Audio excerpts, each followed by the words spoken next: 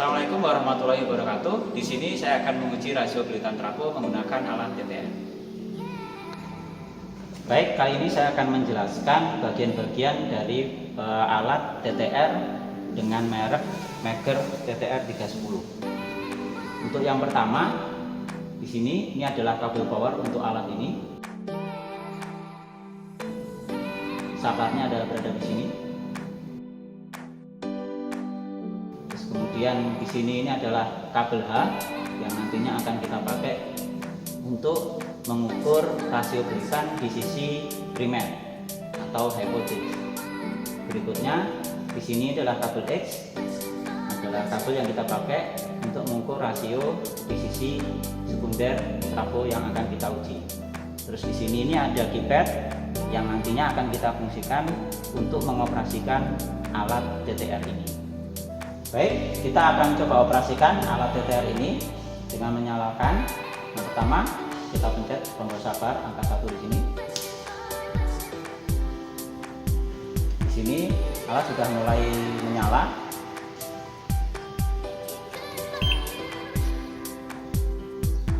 Kabel H yang di sebelah sini ini kebetulan sudah saya setting tadi, sudah saya hubungkan dengan sisi primer trafo yang akan kita uji. Kemudian yang di sini adalah kabel X, juga sudah saya koneksikan dengan trafo yang saya uji, saya hubungkan dengan sisi sekundernya. Baik, kita sudah masuk di sisi menu alat ini. Nah, kita akan melakukan pengujian terhadap trafo yang sudah kita siapkan tadi. Kita pilih di sini full test setup. Nah, kebetulan test windingnya sudah sesuai. Jadi di sini sudah terlihat, di sini tes windingnya sudah terpilih adalah untuk yang kategori HX. Kalau misalnya belum sesuai dengan HX, kita sesuaikan di HX. Karena di sini sudah terpilih HX, kita bisa langsung memulai tesnya melalui fitur full test setup. Baik, kita enter. Nah, menu seperti ini akan muncul. Kita bisa langsung masukkan. Di sini ada tulisan transformer ID. Ini adalah ID aja yang mau kita berikan terhadap pengujian ini. Nah, saya enter. Di sini akan muncul keypadnya. Misalnya, saya misalkan di sini pengujian ini saya kasih nama 1, misalnya karena ini percobaan 1. Kemudian saya back dulu. Menu berikutnya adalah kita harus setting transformer tipe. Nah, di sini kita harus masukkan hubungan belitan yang ada di trafo yang kita uji. Karena trafo kita hubungan belitannya adalah YZN5, maka di sini akan saya masukkan angka yang dipunyai YZN5 di alat ini, yaitu adalah 39. Nah, secara otomatis nanti akan muncul di sini YZN5. Berikutnya kita masukkan parameter. Di sini ada tulisan H nameplate voltage line to line, artinya kita disuruh memasukkan tegangan pada tab yang akan kita uji. Kebetulan trafo tadi saya posisikan di tab 3 atau tab default, yaitu 20.000 volt atau 20 kV, maka di sini akan saya masukkan angka 20.000. Oke. Nah, terus di sini kita ditanya ada berapa tab kah pada sisi primer trafo yang kita uji. Karena ada 5 tab, kita masukkan angka 5 di sini. Enter. Nah, terus di sini kita ditanya nominal voltage H tab number. Jadi sekarang yang kita uji ini adalah tab nomor berapa. Jadi tab 20.000 ini adalah tab 3. Jadi sudah tertulis di sini angkanya tab 3, kita sudah tidak perlu masukkan lagi. Oke, berikutnya kita masukkan, ada pertanyaan high voltage H tab number. Jadi di sini kita ditanya ada di tab berapa. Beradanya adalah di tab 1, jadi kita masukkan angka 1 di sini. Oke. Untuk difference per tab kita bisa abaikan itu. Nah, setelah ini kita isi semua, kita akan masuk kepada pengisian untuk parameter di sisi sekunder trafo. Kita klik continue di situ. Nah, akan muncul menu-menu seperti ini. Kita harus isi seperti yang tadi. Di sini ditanya X nameplate voltage line to line. Kita ditanya sisi sekunder tab yang kita uji ini tegangannya berapa. Nah, karena sisi sekunder trafo kita adalah 400, kita masukkan angka 400 di sini. Sama ini kita ditanya pada sisi X atau sisi sekunder trafo yang kita uji ada berapa tab. Karena setiap trafo distribusi sisi X-nya hanya 1 tab, yang di sini kita masukkan angkanya 1. Karena cuma ada 1 tab, otomatis yang di bawahnya ada pertanyaan nominal tab, voltage tab, ya yang kita uji di tab berapa akan terisi juga otomatis di angka 1. Berikutnya juga high voltage X tab number, yang tab yang kita uji ada di tab berapa, karena memang ada cuma 1, jadi otomatis angka 1 akan muncul atau terisikan dengan sendirinya. Sama untuk different step kita abaikan aja. Di sini ada pertanyaan pause between phase.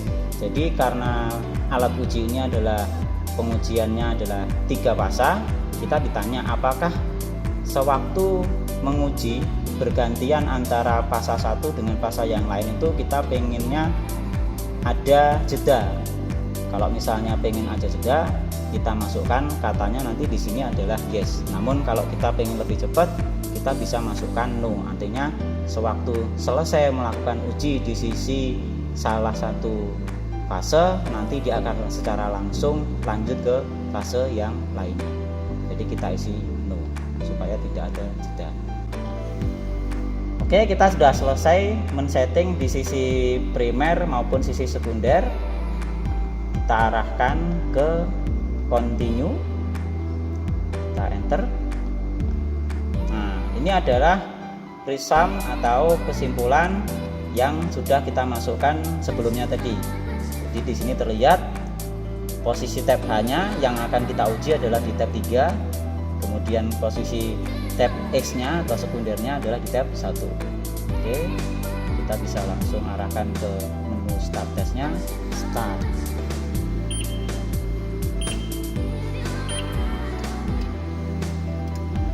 Di sini alat sedang melakukan pengujian untuk pas U atau biasa kita kenal juga dengan pas R.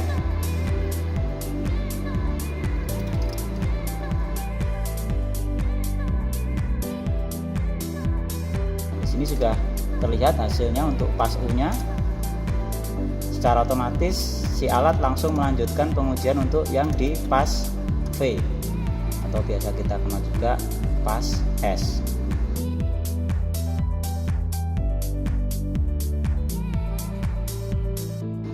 Kita dapatkan pas V nya, dia langsung lanjut ke pas W atau biasa kita kenal juga dengan pas T.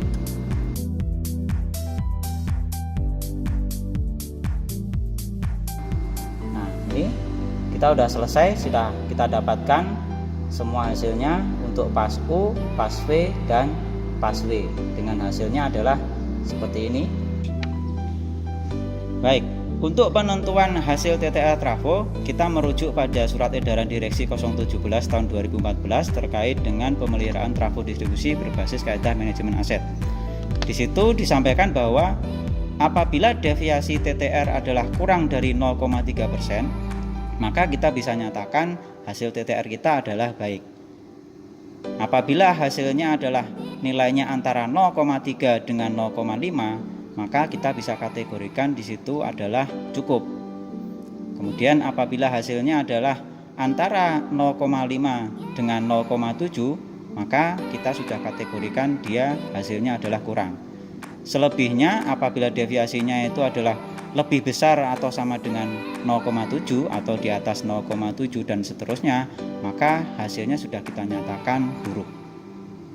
Dari pengujian yang sudah kita lakukan tadi, kita dapatkan hasil seperti ini. Di pas U, deviasinya adalah 0,07, maka berdasarkan surat edaran direksi yang sudah kita bahas tadi, hasil TTR pada pas U ini adalah dalam kategori baik. Kemudian di pas W, hasilnya adalah 0,0410, sama, artinya dia masih lebih kecil dari 0,3%, artinya juga dalam kondisi baik. Kemudian di pas W hasilnya 0,05. Kemudian kita melihat surat edaran direksi tadi juga masih di bawah 0,3, artinya pas W-nya juga dalam kondisi baik.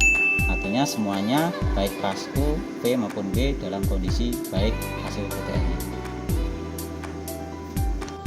Demikian penjelasan dari saya akhiri. Assalamualaikum warahmatullahi wabarakatuh.